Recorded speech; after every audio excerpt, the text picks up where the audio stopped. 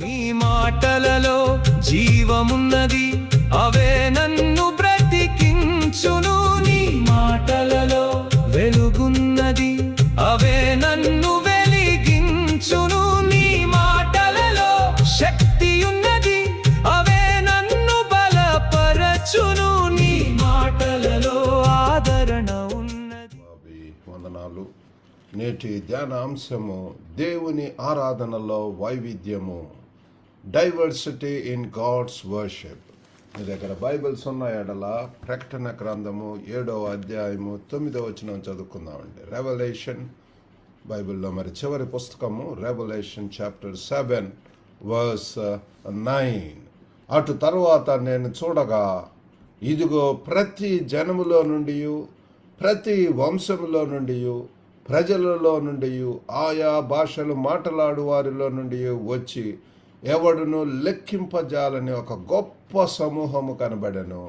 వారు తెల్లని వస్త్రములు ధరించుకున్న వారై ఖర్జూరపు మట్టలు చేత పట్టుకొని సింహాసనం ఎదుటను గొర్రె పిల్ల ఎదుటను వారు మరి నిలవబడి, కాబట్టి వారు ఆ రీతిగా ఉండటం అనేటటువంటిది మనము గమనిస్తున్నాం పిల్లల. వారు నిలవబడి సింహాసనమాసనుడైన మా దేవునికి గొర్రె పిల్లకును మన రక్షణకై స్తోత్రమని మహాశబ్దంతో ఎలుగెత్తి చెప్పిరి. 10వ వచనం కూడా అండి. కాబట్టి ఈ యొక్క వాక్యంలో మనం చూసినట్లయితే మరి మనము మిషన్స్ అన్నటువంటి అంశం ఈ యొక్క మాసంలో మరి అందులో భాగంగా నేటి అంశం ఏంటంటే ఆరాధనలో వైవిధ్యము, diversity in gods worship. Diversity in worship, ఆరాధన చాలా ప్రాముఖ్యమైనటువంటిది పిల్లారా. ఇదేదో మనము ఒక్కటే చేసుకోవటం కాదు, కానీ అందరినీ కూడా వి షుడ్ ఇంక్లూడ్. అంటే ప్రతి నేపథ్యం వైవిధ్యంలో అంటే దేశమునకు చెందినటువంటి వారు, వంశంలో మరి సంస్కృతి, భాష. మరి మేము ఆ యొక్క మరి వివిధ ప్రాంతాల్లో మరి హాంకాంగ్లో ఉన్నటువంటి సమయంలో ఒక చర్చ్కి వెళ్ళేటటువంటి వారము. అక్కడ వివిధ దేశాలకు చెందినటువంటి ప్రజలను అందరం కలిసి ఆరాధించటం, ఇంటర్నేషనల్ మరి అంతర్జాతీయంగా మరి వంశాలు, జాతి, తెగ, కులం, మతం ఏదైనా సరే, సంస్కృతి, కల్చర్ కానివ్వండి, లాంగ్వేజ్, డిఫరెంట్ లాంగ్వేజెస్ మాట్లాడేటటువంటి వారు అందరూ కలిసి దేవుణ్ణి ఆరాధించటం. ప్రజలు ఒకే దేవుణ్ణి, అంటే అదే ప్రభువును నిజంగా ఆరాధించగలగటం పిల్లరా. కాబట్టి అటువంటి ఎక్స్పీరియన్స్ ఇక్కడ మరి చూస్తే ఇది అసమ్మతిగా ఉన్న వైవిధ్యం కాదు, ఇది దేవుని సృష్టి మరియు దేవుని రాజ్యం యొక్క అందమైన ప్రతిబింబం పిల్లరా, ఒక రిఫ్లెక్షన్. రానటువంటి దినాలలో పిల్లలు అటువంటి గొప్ప సమూహంతో వివిధ ప్రాంతాల నుంచి, వివిధ దేశాలు, వివిధ మరి జాతి భాషలు మాట్లాడేటటువంటి వారు అందరూ కలిసి దేవుని స్తుతించడం, ఆరాధించడం, గణపరచడం, హెచ్చించడం అనేటటువంటిది మనం చూస్తాం. అందమైనటువంటి ప్రతిబింబం పిల్లరా. మరి ఇక్కడ ప్రకటన 7లో చూసినట్లయితే యోహాను భక్తుడికి పరలోక ఆరాధన గురించి ఒక దృష్టాంతం, ఒక విజన్, పరలోకంలో ఉన్నటువంటి ఒక సీన్, ఒక స్పెక్టాక్యులర్ సీన్ అనేటటువంటిది మనం చూస్తున్నాం. అక్కడ ఒక ప్రత్యేకత మనం చూసినట్లయితే పరలోకము ఒకే జాతి, ఒకే సంస్కృతి, ఒకే మరి భాష, గుంపు లేదా ఏకరీతి శైలితో కాదు, కానీ బదులుగా ఆరాధన దేవుని సింహాసనం ముందు ఒక విమోచన సంఘముగా అన్ని జనులను కూడుకోవటం పిల్లరా. అదేదో ఒక జాతి, కులము, ఒక దేశం, ఈ దేశం, ఆ దేశం అది కానీ అందరూ కలిసి దేవుని స్తుతించటము, విమోచన సంఘంగా, రిడీమ్డ్ చర్చ్ పిల్లరా. మరి అటువంటి కడగబడినటువంటి ఆ విడుదలైనటువంటి ఆ కడగబడినటువంటి ఆ సంఘంలో మనం ఉంటున్నామా, గొర్రె పిల్ల యొక్క సంఘం పిల్లరా. కాబట్టి అది చాలా ప్రాముఖ్యమైనది. ఏ డినామినేషన్ లేకపోతే ఏ సెక్ట్ లేకపోతే ఏ కులము ఇది కాదు, కానీ పిల్లరా క్రీస్తులో కడగబడినటువంటి వాడు యేసు అందరికీ ప్రభు. కాబట్టి అటువంటి ప్రభు చెప్తున్నాడు, అటువంటి ప్రభుతో యేసును ప్రభుగా రక్షకుడుగా అంగీకరించినటువంటి అప్పటి నుంచి కూడా యేసు పిల్లరా మరి మనల్ని నడిపించిన అంటున్నాడు. ఆయన యొక్క గుంపులో ఒక మనిషిగా మనము ఉండబోతున్నాం. అంటే మనం ఆరాధించే దేవుడు అందరినీ స్వీకరించగలిగినంత గొప్పవాడు పిల్లరా. దేవుడు లోకమును ఎంతో ప్రేమించనని చెప్పి మనము యోహాను సువార్త 3:16 చూస్తాం. అలాగే మన ఆరాధన అందరికీ స్థలం కల్పించగలిగినంత పెద్దదై ఉండాలా. అక్కడ పరలోకం అనేటటువంటిది గొప్ప పెద్ద సమూహం పిల్లల. మరి ఆ పరలోకం గురించి ప్రకటనలోనే ఆ యొక్క దృష్టాంతం, లేకపోతే అది మనం చూస్తున్నాము. ఇక్కడ ఈ ప్రకటన గ్రంథంలో పిల్లలు ఈ దృష్టాంతం మనకు ఆరాధన చివరకు దేవుని విలువ, ఆయన యొక్క యోగ్యత గురించి, వ్యక్తిగత సౌకర్యాల ఇష్టం గురించి మాత్రమే కాదు అని చెప్పి బోధిస్తుంది పిల్లరా. దేవుడు గణపరచడం, దేవుని యొక్క గొప్పతనము, అది పిల్లరా. 3 విషయాలు మనం ధ్యానించినట్టున్నాం. మొట్టమొదటిది, అన్ని సంస్కృతుల మీద దేవుని రాజ్యాధికారాన్ని మనం గుర్తించాలి పిల్లలు. గుర్తించవలసినటువంటి అవసరం ఉంటుంది. Recognise gods reign over all cultures. Yesu ప్రభు వారు గొప్ప కమిషన్ చెప్పి ఉంటున్నాడు. సర్వలోకానికి వెళ్ళి సర్వ సృష్టికి కూడా ఈ సువార్తను చెప్పమని చెప్పి ఉంటున్నాడు పిల్లలు. కాబట్టి మనము ఆ యొక్క అందరికీ అవసరం కాబట్టి దేవుడు మనల్ని అనేక ప్రాంతాలకు పంపిస్తుంటాడు. ఈ యొక్క గ్లోబల్ తెలుగు ఫెలోషిప్ ద్వారా దాదాపు 70 దేశాల్లో ఉన్నటువంటి మన యొక్క తెలుగు వారితోటి కలిసి పిల్లల వివిధ రకములైనటువంటి పరిచర్లతో ముందుకు వెళ్తున్నాము. ఇంకా రానటువంటి దినాలలో అది 100 అయ్యేటట్టుగా దాదాపు 198 దేశాలు ఉంటున్నాయి. కాబట్టి అన్ని దేశాల్లోనికి కూడా మన యొక్క తెలుగువారు వెళ్ళాలి.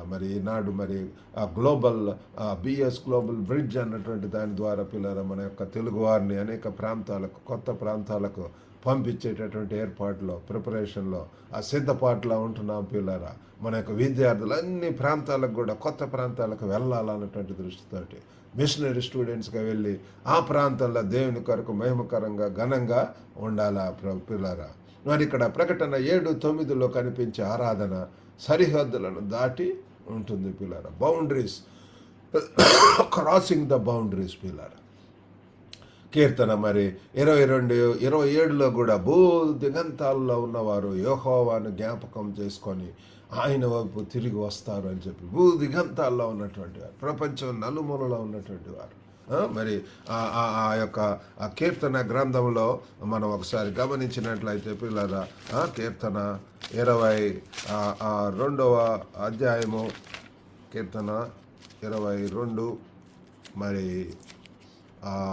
27వ వచనంలో మనం గమనించినట్లయితే 22వ అధ్యాయము గొప్ప చాప్టర్ అండి. అది యేసు ప్రభుని గురించి చెప్పబడినటువంటిది.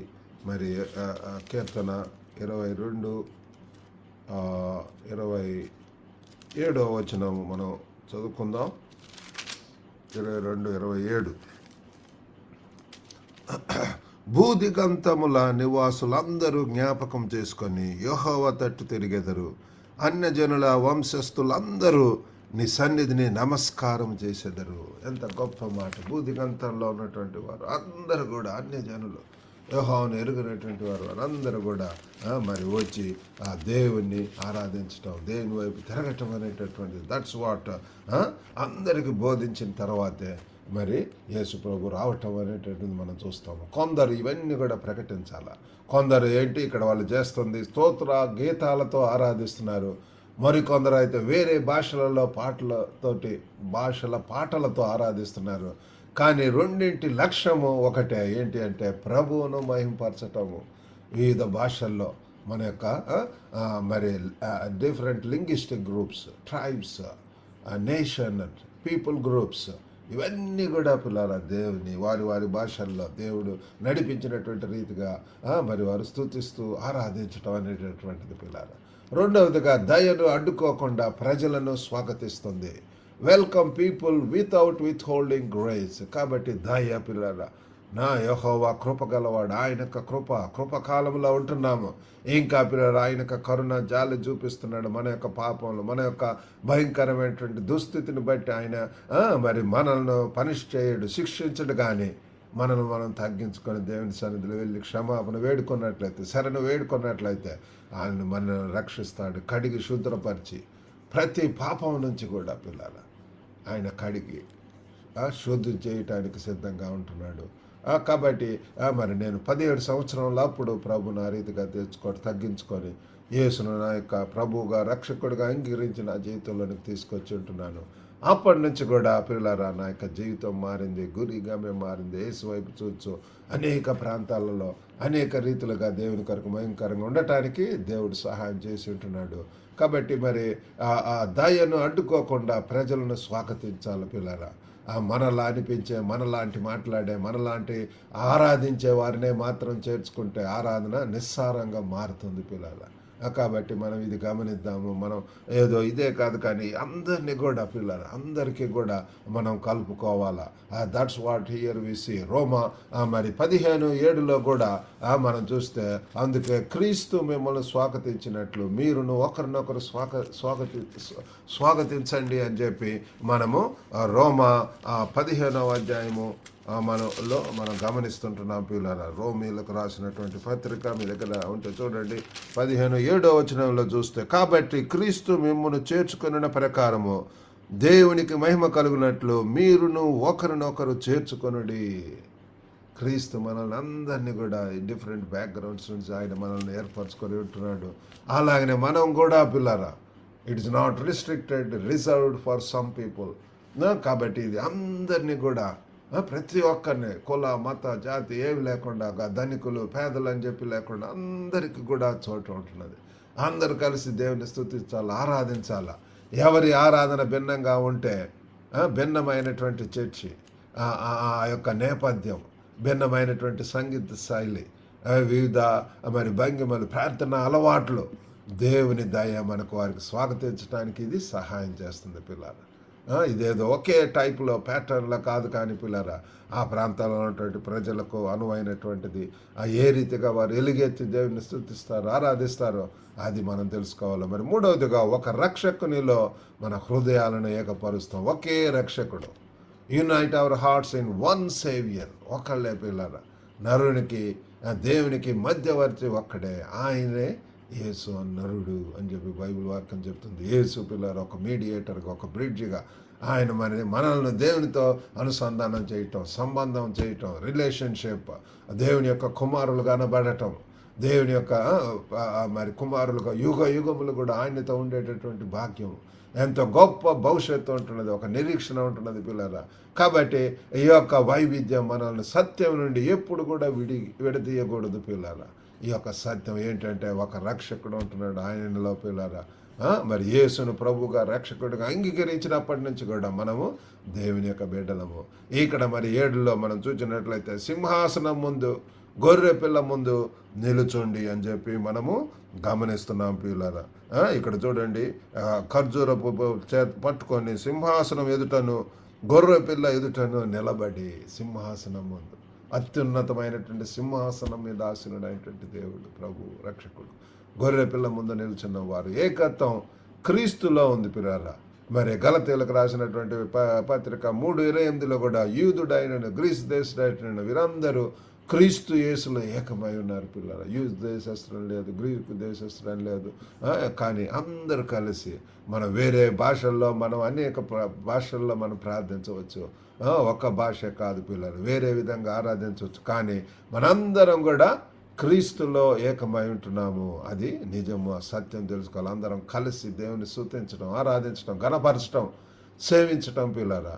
కాబట్టి ఈరోజు మరి మన యొక్క ఆరాధన 7-9లో చదివినటువంటి రీతిగా ప్రతిబింబించేదిలా చూసుకుందాం. మన యొక్క ఆరాధనలు ఏ రీతిగా ఉంటున్నవి, దేవుని రాజ్యాధికారాన్ని గుర్తించే హృదయము మరి పెరగాలని చెప్పి దయతో ప్రజలను స్వాగతించేటటువంటి విధంగా ఒకే రక్షకునిలో ఏకమై ఉండాలని చెప్పి మనము దేవుని ప్రార్థన చేద్దాం. మరి ఈ రీతిగా ఉండి దేవుడు మనకు సహాయం చేయనుగాక. చిన్న ప్రార్థన చేసుకుందాం. పరిశుద్ధుడైనటువంటి మా ప్రేమ గల ప్రభువా, కృప కలిగినటువంటి తండ్రి, ఈ యొక్క ఘనమైన నామమునకు వందనాలు, స్తోత్రములు ప్రభువా. గొప్ప నాయన, ఎటువంటి గొప్ప నిరీక్షణ ఇచ్చి ఉంటున్నారు ప్రభు. ఒక దినమందు మేమందరం కూడా ప్రభు పైకెత్తబడిన ఉంటున్నాము. యేసులో ప్రభు ముందు మృతులైనటువంటి వారు లెగుస్తారు. క్రీస్తునందు విశ్వసించినటువంటి వారు విశ్వాసులు ప్రభు అందరూ కలిసి తండ్రి, అయ్యో గొప్ప దేవా తండ్రి క్రీస్తుతో కలిసి స్తుతించడం, ఆరాధించడం, ఇంకా మరి పరలోకపు ఆ దృశ్యాన్ని ప్రభు యోహాను చూసి చెప్తున్నాడు ప్రభు. గొప్ప నాయన తండ్రి ఇవన్నీ కూడా నెరవేరనై ఉంటున్నాయి ప్రభు. క్రీస్తుల ఏకత్వంను మాకు ఆరాధన నేర్పించండి. వినుచున్న ప్రతి ఒక్కరిని దర్శించండి ప్రభు. ఒక గొప్ప దేవా తండ్రి తండ్రి తండ్రి, మీ ప్రేమలో తండ్రి, కరుణలో, కృపలో తండ్రి బలపరచమని వేడుకుంటున్నాం ప్రభు. వారు ఉన్నటువంటి ప్రదేశంలో మీ కొరకు బలమైనటువంటి సాక్షులుగా ఉండగలిగినట్లు సహాయం చేయండి నాయన. అయోగ్యులం ఎన్నికలైనటువంటి వారం ప్రభు, మీరు తండ్రి ఎంతగా తండ్రి ఆశీర్వదిస్తున్నారు తండ్రి. వినుచున్న ప్రతి ఒక్కరిని ఎంత పెద్ద ధైర్యంతో ఉంటున్నాడు, అలజడితో ఉంటున్నారు, అస్వస్థకు గురైంటున్నారు. యేసు నామంలో తండ్రి వారికి స్వస్థత దయచేయండి, ఆదరణ దయచేయండి, నెమ్మది దయచేయండి, సమాధానం దయచేయండి ప్రభు. గొప్ప దేవా వివాహాల కొరకు ఎదురు చూస్తున్నటువంటి వారు కూడా మంచి జీవిత భాగస్వామ్యాలను దయచేయండి ప్రభు. ఇదే దేవునితో నింపి పంపమని యేసుక్రీస్తు అతి పరిశుద్ధ నామమున అడిగి వేడుకొంచున్నాం తండ్రి. ఆమెన్. ప్రభు నాన్న మీకు అందరు కూడా వందనాలండి. God bless you all. Have a good day. ఈ రోజు దేవుని వాక్య ధ్యానంలో మాతో కలిసి పాల్గొన్నందుకు హృదయపూర్వక ధన్యవాదాలు. దేవుని వాక్యము మీ జీవితానికి వెలుగుగాను, బలముగాను, నిరీక్షణగాను ఉండునుగాక. ఈ సందేశాన్ని మీ కుటుంబ సభ్యులతో, స్నేహితులతో పంచుకొని వారికి కూడా ఆశీర్వాదముగా ఉండండి. మరొక ప్రోత్సాహకరమైన దైనందిన సంక్షిప్త సందేశంతో రేపు మళ్ళీ కలుద్దాం. దేవుడు మిమ్మల్ని సమృద్ధిగా ఆశీర్వదించునుగాక.